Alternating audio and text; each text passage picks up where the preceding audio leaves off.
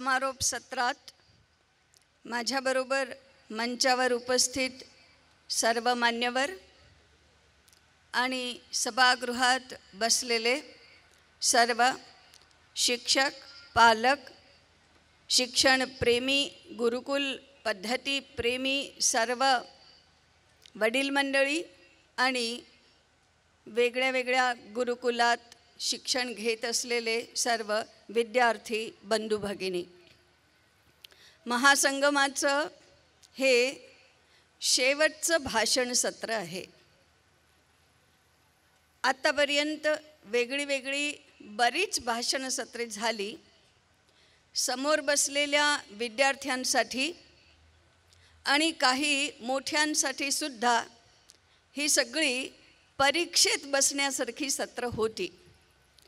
ही परीक्षा ज्ञानाची परीक्षा नव्हती, तर आपण समजत नसलेलं, आवडत नसलेलं, ऐकावंसं न वाटणारं असं सुद्धा ऐकावं लागण्याची आणि ते ऐकायला इथे निमूटपणे बसण्याची परीक्षा होती. त्या परीक्षेत आपण खूप उत्तम पद्धतीने पास झालो असं तर नाहीच आहे, पण तरी बऱ्यापैकी आपण बसून ही परीक्षा दिली आहे. ह्या परीक्षेचा शेवटचा अर्धा तास आहे.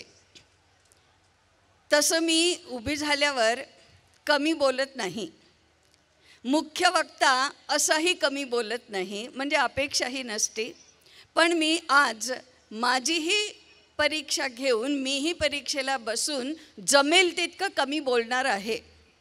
तेव्हा सभागृहात बसलेल्यांकडून माझी सुरुवातीला एक अपेक्षा आहे, कमीत कमी हा शेवटचा अर्धा तास कोणीही सभागृहातून उठून बाहेर जाऊ नये, लहानांनी सुद्धा आणि मोठ्यांनी सुद्धा. बाहेरून येणाऱ्यांना हे ऐकू येत नसेल म्हणून बाहेरच्यांनी येऊ नये असं मला सांगता येत नाही आहे. त्यातला एक अपवाद वगळायचा.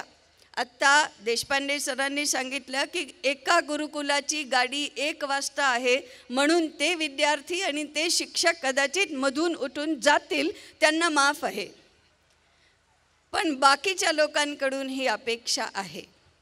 तुम्ही अपेक्षा पूर्ण कराल की नाही कराल ह्याची थोडीशी धाकधूक मनात ठेवूनच मी माझ्या भाषणाला सुरुवात करत आहे. खरं म्हटलं तर समारोप सत्रात जो बोलायला उभा होतो त्याचं एका अर्थाने खूप सोपं असतं. आत्तापर्यंत वेगळ्या वेगळ्या विद्वानांनी काय काय सांगितलं आणि महासंगमाच्या वेगळ्या वेगळ्या सत्रांमध्ये काय घडलं त्याचाच एक गोषवारा मांडला की बराचसा भाषणाचा भाग संपतो. आणि जर ते पुनरावर्तन नाही केलं तर थोडंसं काहीतरी सांगितलं की आपला मार्ग मोकळा होतो. परंतु असा आढावा घेण्याची आता गरज नाही, कारण मनोगत सांगणाऱ्या विद्यार्थ्यांनी, शिक्षकांनी, पालकांनी, संचालकांनी जे जे काही सांगितलं तो सगळा ह्या महासंगमाचा गोषवाराच होता आणि त्याच्यातून पुढे काय करायचं त्याच्या अपेक्षासुद्धा होता. म्हणून मी त्याच्याबद्दल काही बोलणार नाही. एवढं मात्र खरं की क्रीडा प्रात्यक्षिकातून आणि रंगमंच कार्यक्रमातून ज्या लोकांनी स्वतःच्या कृती सादर केल्या त्या सर्व विद्यार्थ्यांना मनापासून अभिनंदन देऊन मग आपण चिंतनाला सुरुवात करू.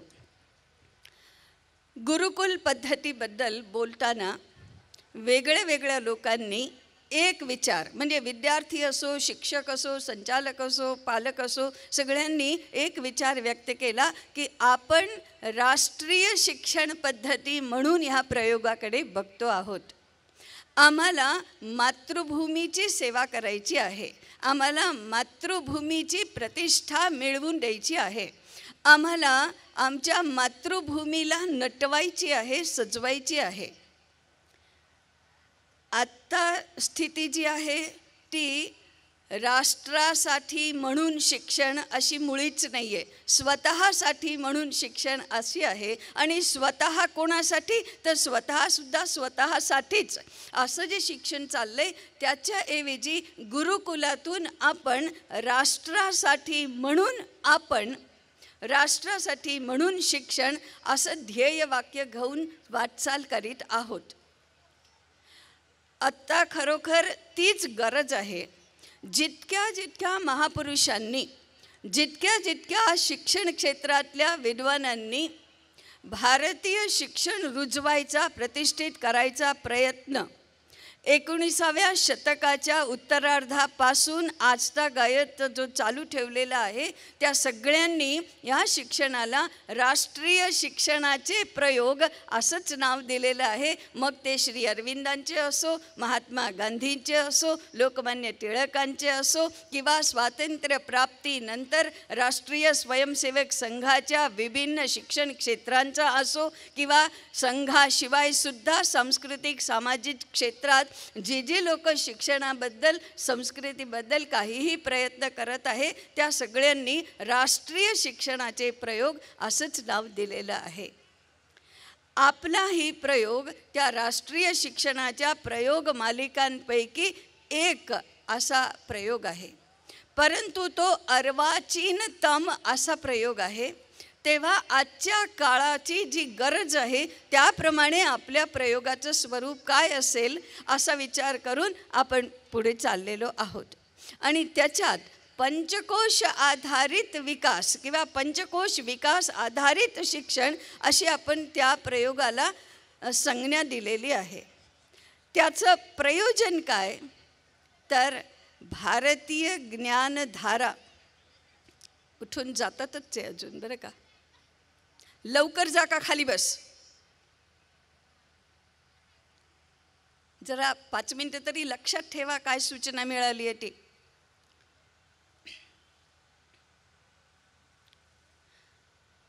आम्हाला शिक्षणात राष्ट्राची प्रतिष्ठा प्रस्थापित करायची असेल तर भारतीय ज्ञानधारेचा आधार घेतला पाहिजे.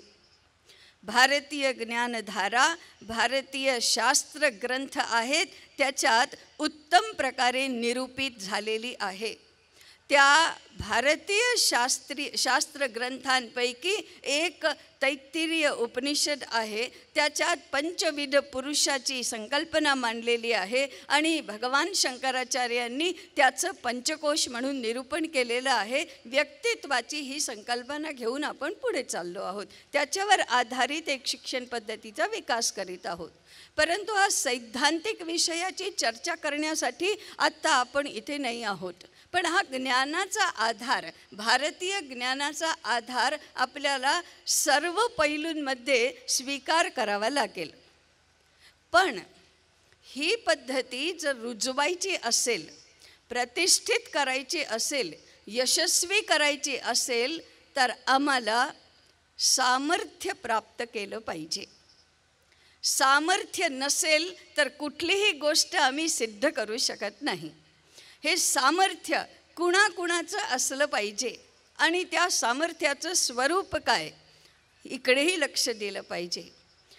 अशा शैक्षणिक प्रयोगाशी संलग्न असे मुख्यत्वाने 4 घटक असतात. पहिले विद्यार्थी, दुसरे शिक्षक, तिसरे पालक, चौथे संचालक, त्यानंतर शासन, सर्व समाज, हे सगळे पुष्कळ आहेत घटक. पण प्रामुख्याने प्रत्यक्ष संबंधित असे 4 आयाम असतात. या 4ही गटांनी सामर्थ्य प्राप्त केलं पाहिजे. हे सामर्थ्य म्हणजे काय? सर्वप्रथम विद्यार्थ्यांसाठी सामर्थ्य वाढवण्यासाठी स्वामी विवेकानंदांनी, मी जास्त विस्ताराने बोलत नाही किंवा जास्त गोष्टी पण सांगत नाही, केवळ 2 गोष्टी ज्या सर्वात महत्त्वाच्या आहेत. स्वामी विवेकानंदांनी 2 गोष्टींवर भर दिला. एक होतं एकाग्रता आणि दुसरं होतं ब्रह्मचर्य.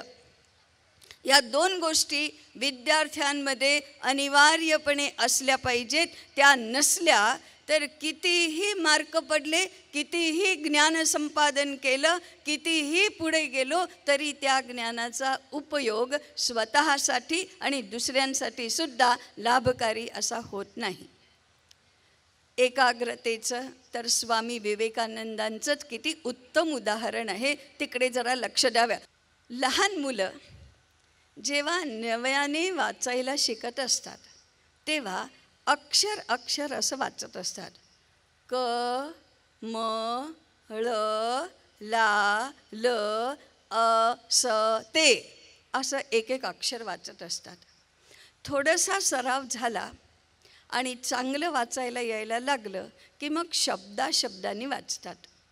कमळ लाल रंगाचे असते असं शब्दाशब्दांनी वाचतात. अजून थोडा सराव झाला आणि चांगलं यायला लागलं वाचायला की मग वाक्यावाक्याने वाचतात. कमळ लाल असते, सूर्य उगवला की कमळ उगवते, खुलते, सूर्यास्त झाला, सूर्य मावळला की कमळसुद्धा बंद होते, असं वाक्यावाक्याने वाचतात. आपल्या सर्वांची गती इथपर्यंत असते. हां, त्याच्यात गती असते, लवकर लवकर वाचू आपण, पण वाक्यावाक्याने वाचतो. ह्याच्या पुढचा टप्पा म्हणजे पूर्ण परिच्छेद एका दृष्टिक्षेपात वाचणे. आम्हाला थोडंसं नवल वाटतं, पण पुढचा सराव आणि पुढचा अभ्यास केला तर असं वाचता येतं. त्याच्याही पुढचा टप्पा एका दृष्टिक्षेपात पूर्ण पान वाचून काढणे. आम्हाला कल्पना नाही करता येत की असं कसं होईल. बघितलं, वाचलं. स्वामी विवेकानंद असं वाचत होते. उघडलं, दृष्टी टाकली, पूर्ण पान वाचून झालं, पलटलं, दृष्टिक्षेप केला, पूर्ण पान वाचून काढलं. अशा पानं फिरवत फिरवत फिरवत ते पूर्ण पान वाचत होते. एवढंच नव्हे तर त्यांना ते लक्षात राहत होतं, स्मृतीत राहत होतं. एकदा ह्याची परीक्षासुद्धा झाली. एका ग्रंथालयात, अमेरिकेमध्ये एका ग्रंथालयात ते रोज अभ्यासासाठी जात असत आणि रोज मोठे मोठे ग्रंथ घेऊन येत असत वाचायला. आज एक ग्रंथ आणला मोठा, उद्या परत केला, दुसरा आणला. 3-4 दिवसानंतर ते जे ग्रंथपाल होती महिला, तिला संशय आला की हा उगीचच आवा आणतायत, रोज रोज मोठे मोठे ग्रंथ घेऊन जातात, वाचल्याशिवाय परत देऊन जातो. तेव्हा तिने त्याला हटकलं. असं का रोज रोज अशी ग्रंथ घेऊन जातो का? स्कॉलर म्हणून मिरवायचं आहे का? छाप पाडायची आहे का? मग विवेकानंद म्हणाले, नाही, मी हे पूर्ण वाचलेले आहेत, काय गप्पा मारतो? एका दिवसात असा कोणी ग्रंथ वाचत असेल का? परीक्षा करून बघा. कुठलाही ग्रंथ घ्या, कुठलंही पान उघडा आणि मला विचारा की ह्याच्यात काय आहे. आणि त्या ग्रंथपाल बाईंनी खरोखर परीक्षा घेतली. त्यांनी घेऊन गेलेले ग्रंथातून कुठलाही उघडला, ह्या पानावर काय आहे सांग बघू. आणि स्वामी विवेकानंद धड धड धड धड बोलून गेले. हे कशामुळे झालं? असं ज्याला वाचता येत असेल ते किती ग्रंथ वाचू शकतील, किती अभ्यास करू शकतील. आणि स्वामी विवेकानंद विद्वानांचे विद्वान होते. त्यागी, संन्यासी, तपस्वी, भारतमातेचे भक्त, हे सगळं तर खरंच विश्वाला स्वतःच्या प्रतिभेने, व्यक्तित्वाने प्रभावित करणारे हे सगळे तर खरंच, पण उत्तम विद्वान होते. शास्त्रग्रंथ भारतीय आणि पाश्चात्य त्यांनी त्याच्यावर प्रभुत्व मिळवलेलं होतं. असे विद्वानांचे विद्वान होते. पाश्चात्य लोकांना सुद्धा बायबल आणि पाश्चात्य भौतिकशास्त्रांमध्ये सुद्धा शास्त्रार्थात परास्त करण्याची त्यांची विद्वत्ता होती. कशामुळे आली? इतकं वाचलं. कशामुळे वाचलं? 39 वर्षाचं आयुष्य, त्याच्यात त्यांना वाचायला किती मिळालं, पण अशा पद्धतीने वाचलं. या सर्वाचं श्रेय त्यांनी स्वतःच्या एकाग्रतेच्या क्षमतेला दिलं. म्हणून त्यांनी म्हटलं, पुढच्या जन्मी जर मला शिकण्याची संधी मिळाली तर मी आणखीन काहीही न शिकता केवळ एकाग्रता कशी प्राप्त करायची हेच शिकेन. एकदा का एकाग्रता प्राप्त झाली की मग जगात कुठलंही माझ्यासाठी अध्ययन अशक्य राहणार नाही. विद्यार्थ्यांसाठी सर्वात पहिला सामर्थ्य प्राप्त करायचा गुण असेल तर एकाग्रतेचा आहे. आणि त्या एकाग्रतेची शक्ती प्राप्त करण्यासाठी आणि चरित्र चांगलं व्हावं त्यासाठी दुसरा त्यांनी गुण सांगितला तो ब्रह्मचर्याचा. ब्रह्मचर्याचा एक आविष्कार म्हणजे संयम.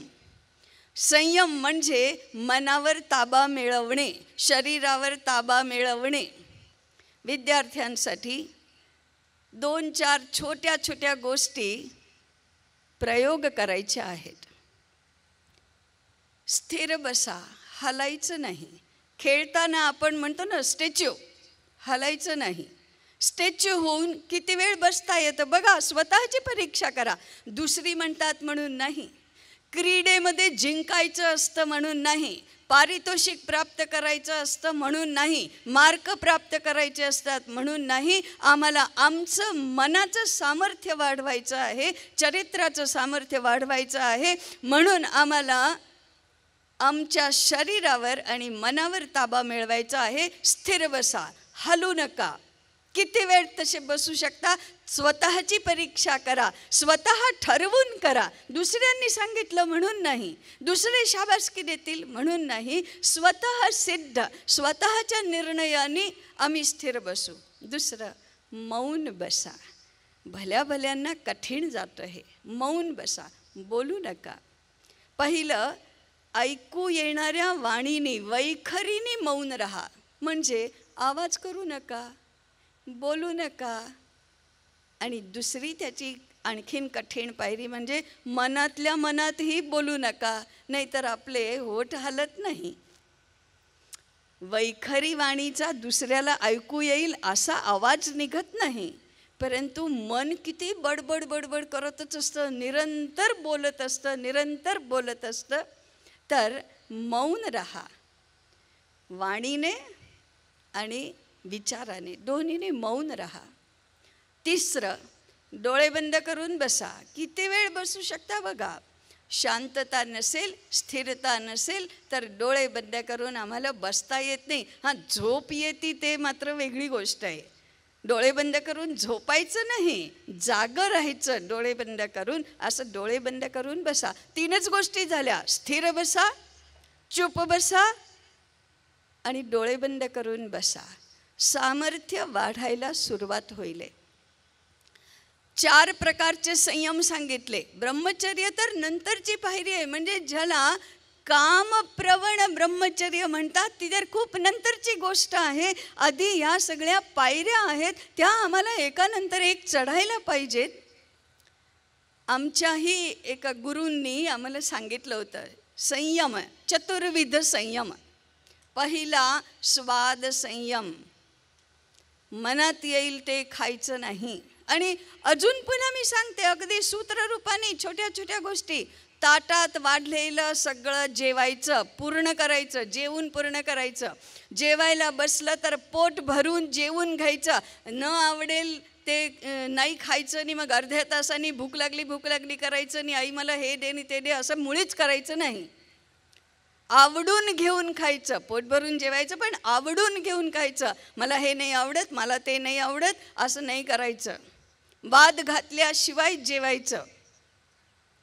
मला आमच्या पिढीच्या लहानपणीची एक गोष्ट आठवते. एका मुलाला, पालकांनी सुद्धा हे ऐकण्यासारखं आहे आणि मुलांनी सुद्धा, दुधी भोपळ्याची भाजी मुलांना आवडत नाही. एका घरातला प्रसंग सांगते.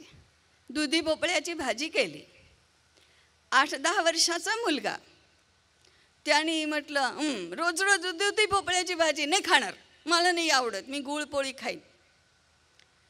आजची आई असेल किंवा वडील असेल तर म्हण बरं नाही ना आवडत, ठीक आहे गुळपोळी खा. पण गुळपोळी नाही आवडत, आणखीन काही मॅगी करून देते, आणखीन खा. आईने समजूत घातली, अरे दुधी भोपळ्याची भाजी मी खूप छान केली आहे बघ, किती चांगली चव आहे, तू खाऊन तर बघ, बुद्धी वाढेल दुधी भोपळा खाऊन. नाही खायची, मला नाही आवडत म्हटलं ना. आईजवळ असे हट्ट चालतात. वडिलांनी ऐकलं, हां दुधी भोपळ्याची भाजी नाही आवडते. मग त्यांनी आईला सांगितलं, आजपासून 7 दिवस सकाळी आणि संध्याकाळी दुधी भोपळ्याचीच भाजी करायची. आणि मी बघतो हा कसा खात नाही. पण मुलंही आजच्या काळात जशी असतात तशी त्या काळातही होते. नाही जेवणार, नाहीच जेवणार, उपाशीच राहीन, नाही दिलं दुसरंच तर काही नाही, नाही जेवणार, नाही जेवणार, नाही जेवणार. 1-2 वेळ समजूत घालून झाली, नाही जेवणार ना, बरं. कोपऱ्यात जाऊन बसले, गाल फुगवून तोंड चढवून नाही जेवायचं. समजूत घातल्यानंतर हे ऐकलं नाही. आई वडील घरातले सगळे विसरून गेले कोपऱ्यात कोणी बसले म्हणून. जेवून घेतलं, स्वतःच्या कामाला लागले. जेव्हा कोणीच लक्ष देत नव्हतं असे 2 तास झाले आणि दुधीची भोपळ्याची भाजी थोडी थोडी आवडायला लागली. आणि 4 तास गेल्यानंतर दुधी भोपळा नाही, मला कारल्याची भाजी ही चालेल पण मला जेवायला वाढ असं म्हणून ते कारल्याची भाजीही खायला लागले. टाळ्या वाजवणाऱ्यांना तर मॅगीच हवी असती, त्याचं काय. पण मग तेव्हा तुमच्यावर सांगते मी, टाळ्या जरा विचार करून वाजवा. तर आजची सायकोलॉजी मोठ्यांची असं म्हणते, अरे एकुलता एक तर आहे, मुलांसाठी तर आपण कमवतोय, मुलांचं जरा रुची नाही. आई वडिलांना म्हणते, तुम्हाला नाही आवडत ते तुम्ही पण खात नाही ना, मग खाऊ दे ना बिचाऱ्याला, आता गुळपोळी तू खा, बाबा गेले ना की खा. असं म्हणत नव्हते. आईवडील पण समजत होते. आणि मुलं तेव्हा जरा कठीण वाटत होतं, तेव्हा जरा राग येत होता. पण हीच मुलं मोठी झाल्यावर स्वतःच्या मित्रांना म्हणत होती, आमच्या आईवडिलांनी आम्हाला उत्तम प्रकारे घडवलेलं आहे. तेव्हाच्या आईवडिलांना स्वतःच्या मुलांची भीती वाटत नव्हती, पण त्यांच्या भल्यासाठी म्हणून दशवर्षांनी ताडयेचं सूत्र अवलंबता येत होतं. आजसुद्धा त्याची गरज आहे. मला विद्यार्थ्यांना सांगायचं आहे, स्वाद संयम, वाटेल ते खाऊ नका. काल पालकांच्या सभेत मी वाटेल ते खाण्याचे काय परिणाम होतात, किती किंमत मोजावी लागते त्याचं विवेचन केलं होतं. तुमच्या पुढे करणार नाही, पण मनात येईल ते खायचं नाही. आणि खाण्याबद्दल अन्न ब्रह्म हा भाव कृतीरूपाने विकसित करण्याचा संयमाचा पहिला धडा आहे. दुसरा संयम वेळेचा संयम. आपला वेळ आपण कशा पद्धतीने वापरतो आहोत. दुरुपयोग तर करत नाही ना, नाही करायचं ते करत नाही ना. वेळ प्रत्येकाला 24 तासच मिळालेले असतात. त्या 24 तासात हुशार त्याला म्हणतात, जो कमी वेळात कमी प्रयत्नाने कमी सायासाने अधिक चांगलं जास्त करतो त्याला हुशार म्हणतात. घोकंपट्टी करणाऱ्याला सारखं एकने एक गोष्ट वाचत राहण्याला हुशार नाही म्हणत. तिसरा असतो वाणी संयम. काय बोलतो, काही नाही बोलत, कसं बोलतो, कशी भाषा बोलतो, इकडे आमचं लक्ष असायला पाहिजे. वाणी संयम असला पाहिजे. आणि चौथा अर्थसंयम. पैसा कसा वापरतो हे शिकणाऱ्या मुलांना मोजमाप करता आलं पाहिजे. आम्ही जेव्हा कुठलंही एक पाऊच धण्याच्या डाळीचं किंवा मसाल्याचं किंवा सुपारीचं किंवा आणखीन कसलं खरीद करतो, तेव्हा त्या आतल्या पदार्थाचा किती पैसा मोजतो आणि त्या प्लास्टिकच्या रॅपरचा किती पैसा मोजतो, हे गणित आम्हाला आलं पाहिजे. आणि अशा फेकून देऊन जे पर्यावरणाचा नाश होत असेल आणि आपल्या पैशाचाही नाश होत असेल, हे जर आम्हाला समजलं नाही तर आर्थिकदृष्ट्या भारत समृद्ध होणार नाही. कारण हा निरुपयोगी, अनुपयोगी आणि व्यर्थ उपयोग असा हा पैशाचा आहे. तसं करण्याची कुणालाही मुभा नाही. म्हणून अर्थसंयम असे संयम हे ब्रह्मचर्याचं आधीचं पाऊल हे ह्या वयात एवढं करायची गरज आहे. एकाग्रता आणि ब्रह्मचर्य. कितीतरी दुसरे उपक्रम आहेत, पण मी ते सांगणार नाही. एवढ्या 5-7 गोष्टी सांगितल्या तर सामर्थ्य संपादन करायची सुरुवात होईल. जी लोक समर्थ नसतात ते नुसतं बोलाचीच कढी आणि बोलाचाच भात असं बोलून बोलून आम्हाला भारत मातेला जगद्गुरू करायचं आहे, आम्हाला आमच्या राष्ट्राला सर्वश्रेष्ठ करायचं आहे, ते काहीही करू शकत नाही. जरा सामर्थ्य पाहिजे हातात, शरीरात, मनात, आणि मग बुद्धी तेजस्वी होती, आणि तशी बुद्धीसुद्धा तेजस्वी पाहिजे. तसंच सामर्थ्य शिक्षकांचं. ह्या देशाला अशा शिक्षकांची गरज आहे जे 200 वर्षापूर्वीपर्यंत होतं. अगदी कल्पनेच्या गोष्टी सांगत नाही आहे मी, जे होतं आणि आपण गमावलं, पण ज्याच्याशिवाय आपण जे बोलतो ते कधी होणारच नाही आहे. असं शिक्षकांचं सामर्थ्य काय पाहिजे. शिक्षक 4 प्रकारचे असतात. एक विषयाचे शिक्षक. मी गणिताचा शिक्षक आहे, मी इतिहासाचा आहे, भाषेचा शिक्षक आहे, असे विषयाचे शिक्षक असतात. त्या विषयांच्या शिक्षकाकडून विषय आवडणे, आपण शिकवतो तो विषय आपल्याला आवडणे अपेक्षित आहे, येणे अपेक्षित आहे, शिकवता येणे हेही अपेक्षित आहे. पण ते आमच्या सर्व प्रशिक्षणातून आपण सांगतच असतो, करत असतो. विषयाचे शिक्षक असणं ही संकल्पना नवीन नाही, आज ते चाललेलंच आहे. दुसरे असतात विद्यार्थ्यांचे शिक्षक.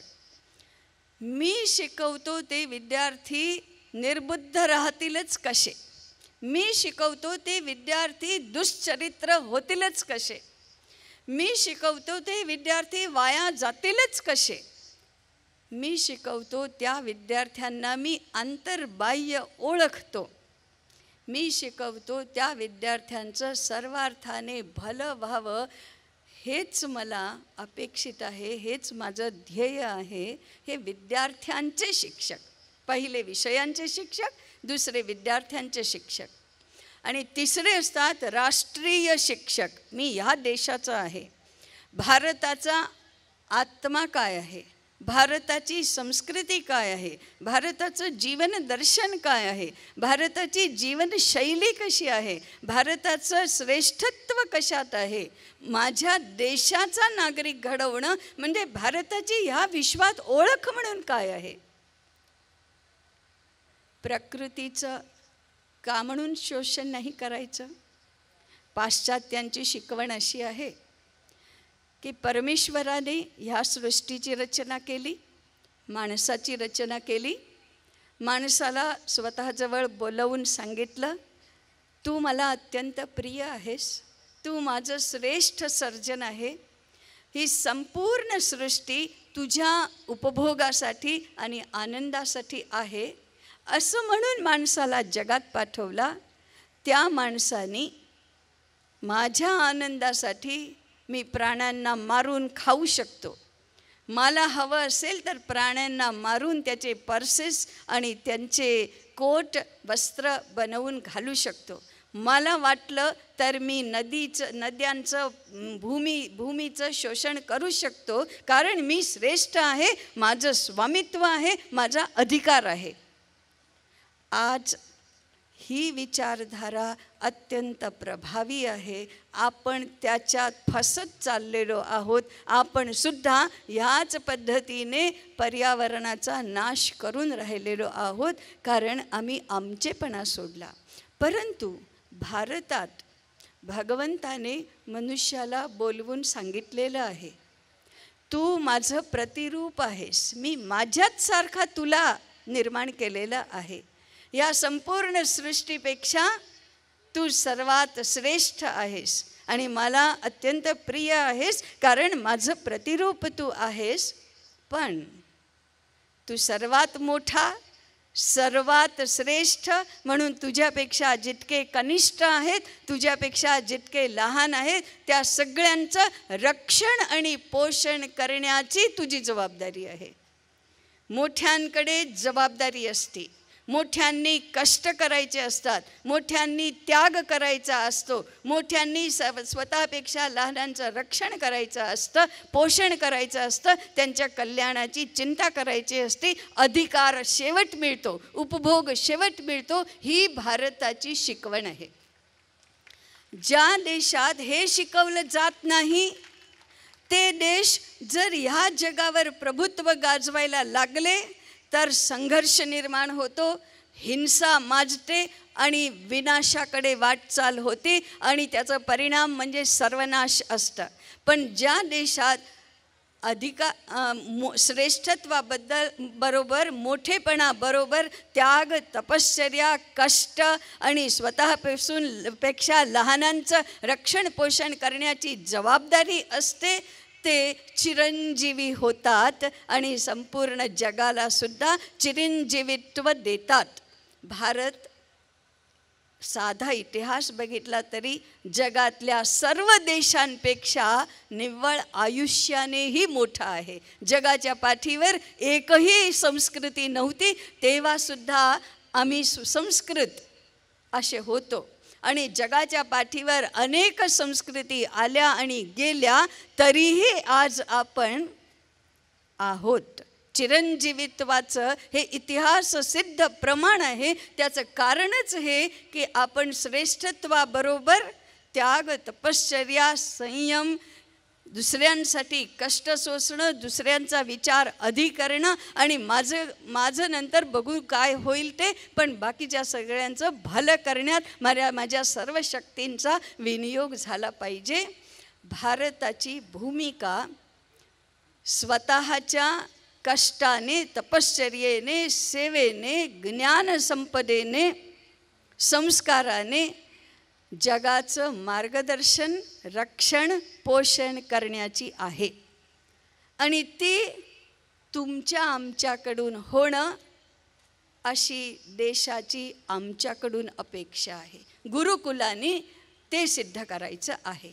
म्हणून असे राष्ट्रीय शिक्षक पाहिजेत. ह्या देशाला तिसरे म्हणजे राष्ट्रीय शिक्षक पाहिजेत आणि चौथे असतात पगाराचे शिक्षक.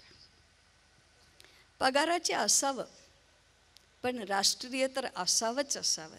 राष्ट्रीय असलं तर विद्यार्थ्यांचे शिक्षक होता येतं. विद्यार्थ्यांचे शिक्षक असलं तर विषयांचे शिक्षक होता येतं. पण निव्वळ पगाराचे असलं तर काहीच होता येत नाही. तेव्हा राष्ट्रीय शिक्षकांची गरज आहे आणि त्यासाठी म्हणून ज्ञानसाधना आणि ध्यानसाधना हे दोन्ही करण्याची गरज आहे. चारित्र्याचे जितके जितके गुण विद्यार्थ्यांमध्ये अपेक्षित आहे त्याहीपेक्षा काही अंशांनी अधिक शिक्षकांकडून अपेक्षित आहे. अशा शिक्षकांनी आचार्य व्हायचं असतं, आचार्यांनी गुरु व्हायचं असतं आणि अशा गुरूंपुढे संचालकांनी तुमची आम्ही काय सेवा करू असं करून त्यांच्या सेवेत हजर राहायचं असतं. असे संचालक आम्हाला या गुरुकुल संकल्पनेच्या सिद्धीसाठी म्हणून पाहिजे आहेत की आम्ही आहोत. तुम्ही काहीही काळजी करू नका. ज्ञानसाधना करा, ध्यानसाधना करा, संस्कार साधना करा. पण असे संचालक असतील तर आम्ही ध्यानसाधना आणि ज्ञानसाधना करू असं कधीच होत नाही. ज्ञानसाधना आणि ध्यानसाधना करून संचालकांना अधिकारीपासून सेवकांपर्यंत रूपांतरण हे शिक्षकांनी करायचं असतं. संचालकांनी असं केलं तर आम्ही करू अशी भाषा शिक्षकाची नसते. कारण ह्या देशात शिक्षक म्हणजे गुरु म्हटलेलं आहे. गुरु म्हणजे मोठा, मोठा म्हणजे मार्गदर्शक. त्यांनी सांगितलेलं ऐकायचं असतं, त्यांनी सहन करायलाच तयार राहायचं असतं. अगदी साधं उदाहरण घेतलं तरी घरात सुद्धा जो जास्त समजूतदार असतो त्यालाच जास्त सोसावं लागतं आणि जास्त करावं लागतं. जो समजत नाही, समजूतदार नाही, त्याच्याकडे कोणीच अपेक्षा करत नाही. म्हणून गुरूंकडे अपेक्षा केलेली आहे. पालक, तिसरा पक्ष आहे पालक. व्यवहारदृष्ट्या बघितलं आणि तात्विकदृष्ट्या सुद्धा बघितलं तरी शिक्षकांच्या आधी पालकांची भूमिका आहे आणि शाळेच्या आधी घराची भूमिका आहे. कारण शिक्षण संस्कार रूपाने सुरू होतं गर्भाधानाच्या क्षणापासून. माणसाच्या आयुष्याचा पहिला संस्कार गर्भाधान संस्कार आहे. गर्भाधान संस्कार आईवर केला जातो, पण तो असतो अर्भकासाठी, मुलासाठी. मुलाच्या आयुष्याचा हा पहिला संस्कार आहे. संस्कार रूपाने शिक्षण तेव्हापासून सुरू होतं. हे तर शाळेत होत नाही, घरातच होतं. आणि गर्भावस्थात आणि 5 वर्षाच्या वयापर्यंत जे संस्कार होतात, तेव्हा जे चरित्र निर्माण होतं ते आयुष्यभर पुरतं. मग कुठेही बदल त्याच्यात करता येत नाही. हे सगळं घरात होतं, हे सगळं आईवडिलांच्या माध्यमातून होतं, हे सगळं घरच्या लोकांच्या माध्यमातून होतं. आज आम्ही 2 पिढ्यांपासून मुलींना डॉक्टर बनवू इच्छितो, इंजिनियर बनवू इच्छितो, कम्प्युटर सायन्स जाणणारे बनवू इच्छितो, मोठे काय काय काय काय बनवू इच्छितो. पण आई वडील कसं व्हायचं, गृहस्थ आणि गृहिणी कसं व्हायचं, पती पत्नी कसं व्हायचं, स्त्री आणि पुरुष कसं व्हायचं, ह्याचं शिक्षण कुठेच राहिलं नाही. न घरात, न शाळेत, न कॉलेजमध्ये. म्हणून डॉक्टर होतात, चार्टर्ड अकाउंटंट होतात, पण त्यांना नवरा होता येत नाही, वडील होता येत नाही, बाप होता येत नाही, आई होता येत नाही, पत्नी होता येत नाही. जीवनाचा अधिकांश शिक्षण घरात असतं. व्यवहाराचं, संस्काराचं, कितीतरी कृतींचं, चालीरीतींचं, संस्कृतीच्या परंपरेचं, हे सगळं शिक्षण घरात होतं. शाळा घराचा पर्याय कधीच होऊ शकत नाही. आपण चांगली शाळा म्हणून घरात होण्याची जी अपेक्षा असते ते सगळं शाळेत करायला लागलो आहोत हळूहळू, पण ते शाळेत होत नाही कधी.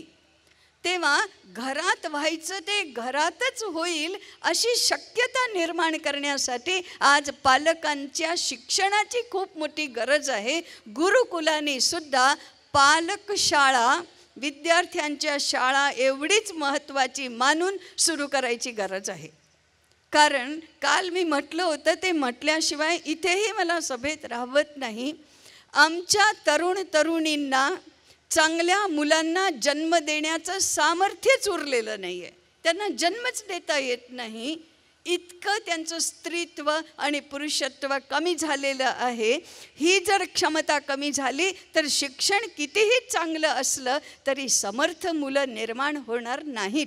म्हणून समर्थ भारत घडवायचा असेल तर पहिले समर्थ आईवडील पाहिजेत, समर्थ घरं पाहिजेत.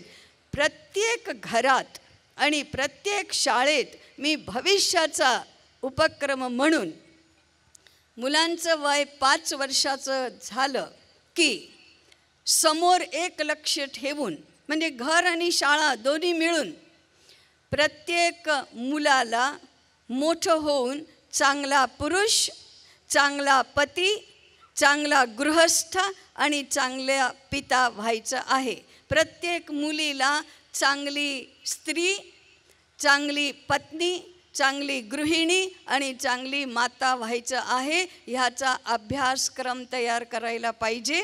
आणि हा अभ्यासक्रम परीक्षेसाठी नाही, प्रमाणपत्रासाठी नाही, आमचं घर चांगलं व्हायला हवं, समाज चांगला व्हायला हवा, ह्या उद्दिष्टाने तो अभ्यासक्रम योग्य त्या पद्धतीने राबवायची व्यवस्था केली पाहिजे. त्याच्यासाठी बुद्धी, शक्ती, सामर्थ्य, वेळ, पैसे ही सगळी सोय केली पाहिजे. आमची जर घरं राहिली नाहीत तर पुढची पिढी राहणार नाही. आमची घरं नाही राहिली तर संस्कृती राहणार नाही. संस्कृती जर भारताची राहिली नाही तर भारत नुसतं टेक्निकली नाव असेल, भारताचं भारतीयत्व राहणार नाही.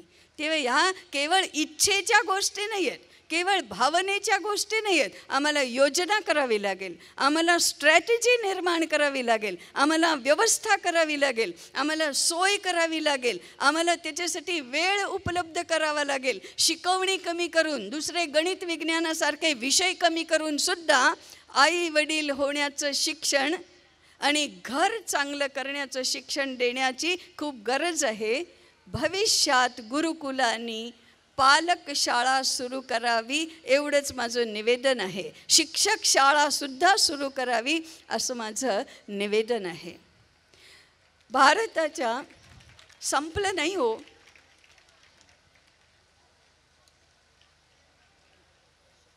नाही संपलं, अजून 5 मिनिटं आहेत. काल एक विषय झाला गुरुकुलाचा भविष्यकाळ. सामर्थ्य संपन्न लोकांनी आणि राष्ट्रनिर्मिती करण्याची भाषा बोलणाऱ्यांनी मोठी स्वप्न बघायची असतात. गुरुकुलांनी सुद्धा मोठी स्वप्न बघितली पाहिजेत. ती कशी? 2 पिढ्यानंतर ह्या देशात जितक्या काही शाळा चालत असतील त्या सर्व गुरुकुल पद्धतींनीच चालतील आमच्या कर्तृत्वाने, असं स्वप्न बघायला काही हरकत आहे का? असं स्वप्न बघितलं पाहिजे. कारण आम्ही राष्ट्रीय शिक्षणाचा विचार करत आहोत, तर ते संपूर्ण देशासाठी असलं पाहिजे. केवळ महाराष्ट्रासाठी किंवा केवळ ह्या 12 स्थानांसाठी असून तर चालणार नाही. देशाचा विचार केला पाहिजे. म्हणून 2 पिढ्यानंतर, कमीत कमी 2 पिढ्यानंतर देशभरात ज्या काही शाळा चालतील त्या सगळ्या गुरुकुल पद्धतीच्या चालत असतील असं आपलं स्वप्न पाहिजे. आणि त्यासाठी 2 गोष्टी केल्या पाहिजेत. भारतात कुठल्याही चांगल्या गोष्टीसाठी परंपरा निर्मिती हे खूप मोठं तत्त्व आहे, खूप मोठा. परंपरा चालवायची असते. परंपरा म्हणजे काय? ज्ञान परंपरेची जर गोष्ट केली, माझ्या गुरुकडून मला ज्ञान मिळालं. आता जर मी माझ्या गुरुकडून 100 रुपये घेतले असले तर मी 100 रुपये परत करू शकेन. पण मला माझ्या गुरुकडून ज्ञान मिळालं, आता मी गुरूंना ज्ञान देऊ शकत नाही, परत करू शकत नाही, कारण त्यांच्याजवळ आहेच.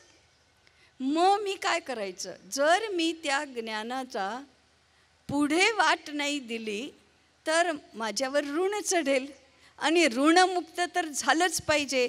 माझ्या नंतरच्या पिढीला ते ज्ञान दिल्याशिवाय मी उऋण होऊ शकत नाही.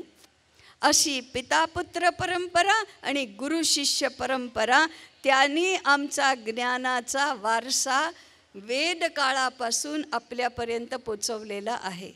गुरुकुलाच्या आत्ताच्या विद्यार्थ्यांनी जे जे श्रेष्ठ आहेत, श्रेष्ठतम आहेत, त्यांनी गुरुकुलात शिक्षक म्हणून मी येईन, आर्य म्हणून येईन, गुरु म्हणून मी काम करीन, अशी प्रतिज्ञा केली पाहिजे.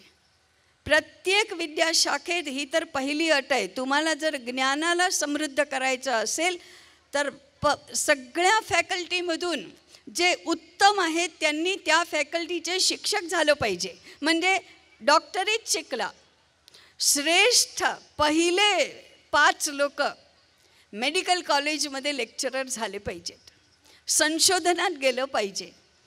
ते नाही करता येईल तर मग क्लिनिक उघडा आणि प्रॅक्टिस करा. तेही नाही करता आलं तर कुठल्या तरी क्लिनिकमध्ये नोकरी करा, असं असायला पाहिजे. श्रेष्ठ लोक जर शिक्षण क्षेत्रात गेली तर ज्ञान परंपरा समृद्ध होईल. म्हणून ह्या गुरुकुलाच्या सर्व कर्त्या धर्त्या लोकांनी निदान 15 वर्षानंतर तरी आमच्या गुरुकुलात बाहेरचे शिक्षक येणार नाहीत, गुरुकुलातले स्नातकच शिक्षक म्हणून काम करतील, असा ध्येय ठेवून त्या दिशेने वाटचाल केली पाहिजे. आणि दुसरं, टाळ्या वाजवणारे शिक्षक होणार आहेत. आणि दुसरं, भारतीय ज्ञानधारेचं अध्ययन संशोधन करण्यासाठीची एक उत्तम व्यवस्था गुरुकुल प्रयोगाच्या अंतर्गत केल्याशिवाय आपला गाडा पुढे चालणार नाही आहे. तेव्हा ज्ञानसाधना ही शिक्षकांनी करायची गोष्ट आहे. जे जे कोणी मनीषी ह्याच्यात सहभागी होतील त्यांना सहभागी करून सुद्धा आमची एक अध्ययन संशोधन नवीन पर्यायी शिक्षण व्यवस्था आपल्याला, शिक्षण व्यवस्था म्हणजे पर्यायी म्हणजे अभ्यासक्रम, पुस्तकं आणि जे जे काही आपण प्रत्येक विषयातून शिकवतो ते कोर्स कंटेंट ते आम्हाला भारतीय विचारधारेने अनुप्राणित केल्याशिवाय गुरुकुल संकल्पना स्वतः साकार होणार नाही. तर गुरुकुल म्हणजे काय आणि गुरुकुलातलं शिक्षण म्हणजे काय हे स्पष्ट करून त्याच्या आधारावर वर्गात आम्ही रोज रोज वर्षानुवर्ष काय शिकवायचं हे आज नाही आणि उद्या आम्हाला स्पष्ट केलंच पाहिजे आणि आमच्यासमोर हे असलंच पाहिजे. त्याच्यासाठी म्हणून ही ज्ञानसाधना तेही शिक्षक वृंदाने, पालक वृंदाने, संचालक वृंदाने केलं पाहिजे आणि विद्यार्थ्यांनी त्याप्रमाणे शिक्षण घेऊन ह्या परंपरेला पुढे चालवण्यासाठी सामर्थ्यवान झालं पाहिजे.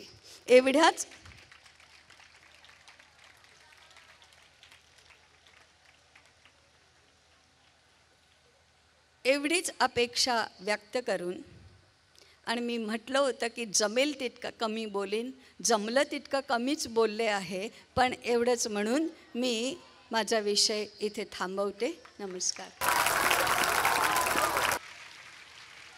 धन्यवाद ताई. आपल्या महासंगम शिबिराची सांगता शिक्षक समूह गीताने होणार आहे. त्यामुळे सर्व शिक्षक वृंदांना मी विनंती करते की त्यांनी समूह गीतासाठी व्यासपीठावर यावे आणि व्यासपीठावरील सर्व मान्यवरांना मी नम्र विनंती करते की त्यांनी व्यासपीठासमोरील आसनावर स्थानापन्न व्हावे.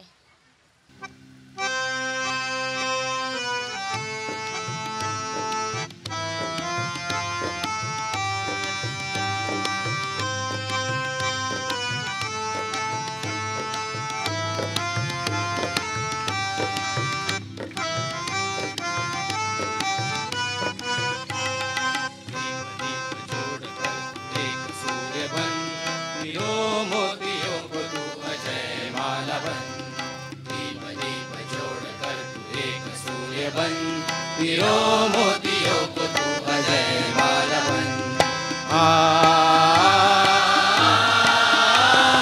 सानी सानी द पनी गनी द पम द पद पगरी द पगरी सा. सानी सानी द पनी गनी द पम द पद पगरी द पगरी सा. घटाओ को संग ले वो बरका गीत गाएगा.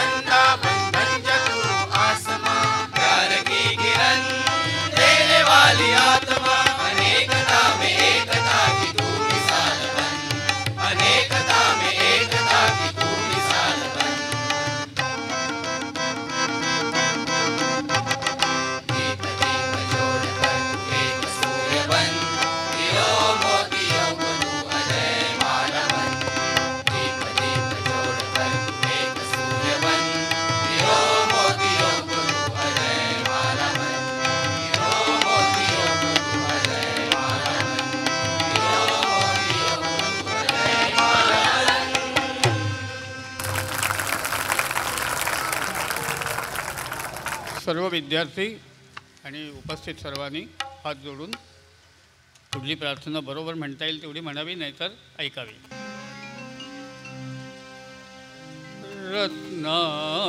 रत्नाकरां धौतपदां रत्नाकरां धौतपदां हिमालय किरीटिनीं